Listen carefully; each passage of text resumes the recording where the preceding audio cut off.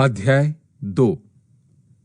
फिर तीसरे दिन गलील के काना में किसी का ब्याह था और यीशु की माता भी वहां थी। यीशु और उसके चेले भी उसी ब्याह में नेवते गए थे। जब दाख रस घट गया तो यीशु की माता ने उससे कहा कि उनके पास दाख रस नहीं रहा। यीशु ने उससे कहा, हे महिला, मुझे तुझसे क्या काम, अभी मेरा समय नहीं आया। उसकी माता ने सेवकों से कहा, जो कुछ वह तुमसे कहे वही करना।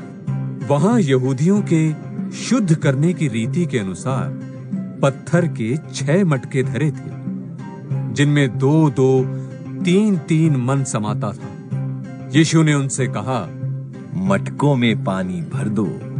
सो उन्होंने मुंह भर दिया। तब उसने उनसे कहा, अब निकाल कर भोज के प्रधान के पास ले जाओ।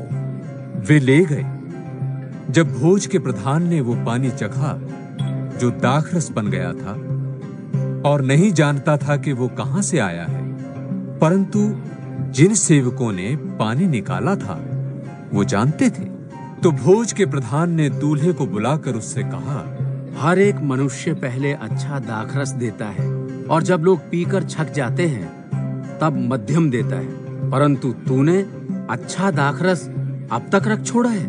यीशु ने गलील के काना में अपना ये पहला चिन्ह दिखाकर अपनी महिमा प्रकट की और उसके चेलों ने उस पर विश्वास किया। इसके बाद वो और उसकी माता और उसके भाई और उसके चेले कफरनहूम को गए और वहां कुछ दिन रहे।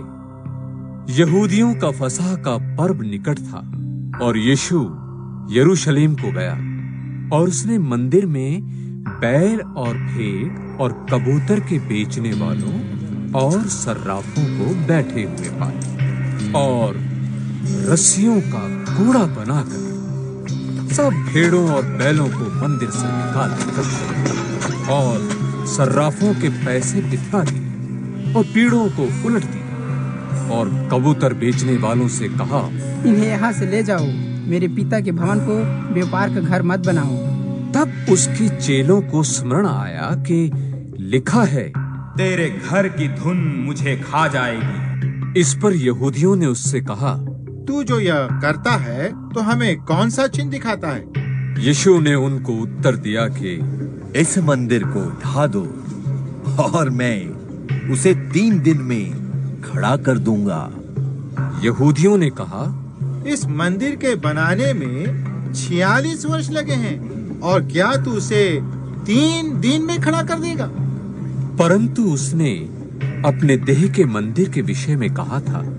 सो जब वो मुर्दों में से जी उठा तो उसके चेलों को स्मरण आया कि उसने ये कहा था और उन्होंने पवित्र शास्त्र और उस वचन की जो यीशु ने कहा था प्रतीति की। जब वो यरूशलेम में फसह के समय पर्व में था तो बहुतों ने उन चिन्हों को जो वो दिखाता था देखकर उसके नाम पर विश्वास किया, परंतु यीशु ने अपने आप को उनके भरोसे पर नहीं छोड़ा, क्योंकि वो सबको जानता था।